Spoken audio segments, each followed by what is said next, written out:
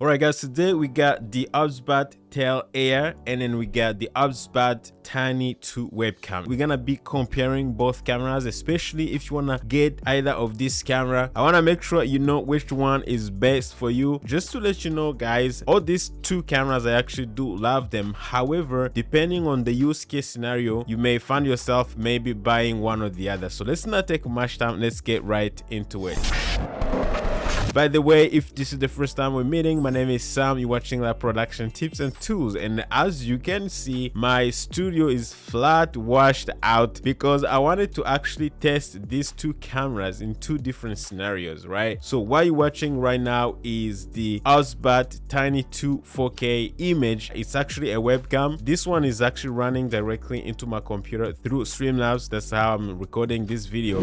And then this is the OBSBOT Tail Air running through my A10 Mini Pro, going directly into Streamlabs. Okay, now this is like the worst case scenarios where I have just my key light and all the studio walls are just white and I've got one light source in the background, and I'm gonna switch to my regular studio lighting. By the way, everything is running on auto. I just wanted you guys to see what it will look like. Okay, so now I'm gonna switch to my regular studio view and we're gonna be going back and forth before we get into key features and all the things that I want to compare for these two cameras. So let's go. Alright guys, so we are back and we got my studio lights and everything that I usually have here in my studio. So as you can see, lighting changes everything. Let's go back, switch to Tiny 2, and this is the image from the Tiny 2 camera. The idea is to make sure you know which camera is actually best for you. So first thing we're gonna compare obviously is gonna be the features. Now when it comes to features, the Tail Air is actually packed. It's full of features. As you can see, this thing is really big compared to the Tiny. Tiny is actually smaller than this camera's lens. All right, so both cameras, of course, they can track and do all the good stuff from OBSBOT. However, when it comes to this big one, all right, we got NDI in the Tail Air. Tiny 2 doesn't have NDI. We got PoE, which means you can actually power it using an Ethernet cable. Just use USB Type-C adapter that will allow you to connect an Ethernet cable. If you're using NDI, you're gonna be able to use both NDI and power the camera. Third, you got HDMI. That's how I'm running the camera, going directly into my A10 Mini. You're gonna need the little adapter because it's a micro HDMI. By the way, let's maybe change to its image because we're talking about it. And then on the top of that, we have micro SD card, and it's got a built-in battery, so I can take it out. It doesn't have to be plugged in. I'm gonna be able to use all the tracking and everything because it's got a gimbal. I'm gonna be able to use the tracking and all the AI features. And we got Wi-Fi, Bluetooth, gesture control, and everything. It has really a lot of features compared to this one. Now they both can record in 4K 30 frames per second, and if you're doing 1080p, you're gonna get 60 frames per second. I don't see any deciding factor when it comes to deciding one or the other. Another thing you're gonna get that both actually share gesture control, right? So you can do like some things like this and the camera is gonna zoom in, and you can do like something like this and then the camera is gonna zoom out, and they're both going to be doing the tracking, right? So I can walk right now, as you can see, something in my studio, explaining stuff, you know, showing off what's in my background here. As you can see, it's tracking me no problem, like everything, every single move I do. They both work. Now the big difference though,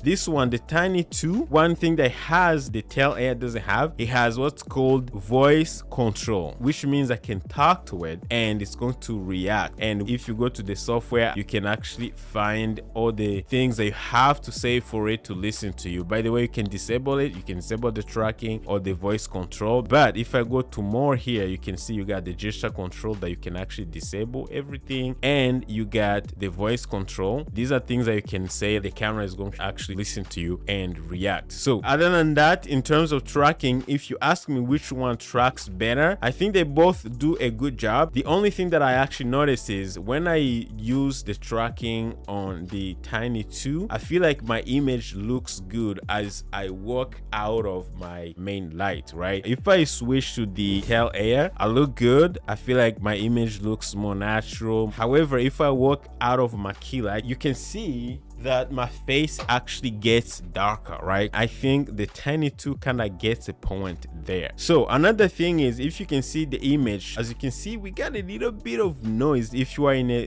darker area. Of course, my lighting in my studio is really not that bad. So what I was saying is, because the sensor sizes are different, so the big camera here, Tail Air, has 1/1.8 sensor size, and then the small tiny camera has 1/1.5. so the sensor is slightly bigger, and that's why the image quality coming from the Tiny 2 is actually way better. When it comes to key features, really, I think the Tail Air wins 100%, but be careful, because most of you guys don't need all those features, because at some point you're gonna have to pay for it. That's why the Tail Air costs about $500 and the Tiny 2 costs around $320. But you can see the price difference also justifies the reason why we're getting so many features in the bigger camera. Again, for the image quality, you guys can see if I switch to this camera right here, I feel like the image quality coming from the Tiny 2 is actually better. However, if I was recording outdoors where lighting conditions is not a problem, you could probably have more latitude when it comes to post-processing. If you're doing some color grading and stuff like that, I believe the Tail Air will actually have better image when it comes to post-production and maybe tweaking the image, because again, the image is more natural, so it gives you this ability to have a raw image that you can actually process in a way that you want. So when it comes to software, with the Tail Air, we have a mobile app, and the mobile app is going to allow you to do really most of the things. Now it makes sense, because if you're recording outdoors, you don't have access to a computer. It also comes with a remote controller that you can use if you don't need the mobile app, and it will still do all the basic stuff, right? But with the mobile app, you can preview the image, you can see all the things, and it gives you really the ability to control the camera. For the Tiny 2, it comes with this application on the desktop here, and you can go ahead and actually do a lot of stuff. You can even go make your background a little blurry, set up all your tracking. If you are in a beauty niche, you can actually do some makeup on your face, transform your body if you need to. I think you have better control with the Tiny 2, even though on the mobile app you're still getting almost everything you need. However, I don't think this will be a deal breaker. They are all okay in my opinion. This is really my conclusion when it comes to these two cameras. The Tiny 2 is just a webcam, all right, and this is gonna be the deciding factor for most of you guys. Tiny 2 has a better sensor, image quality is better. For connectivity, you got USB Type-C that goes into your computer, and you can record from there.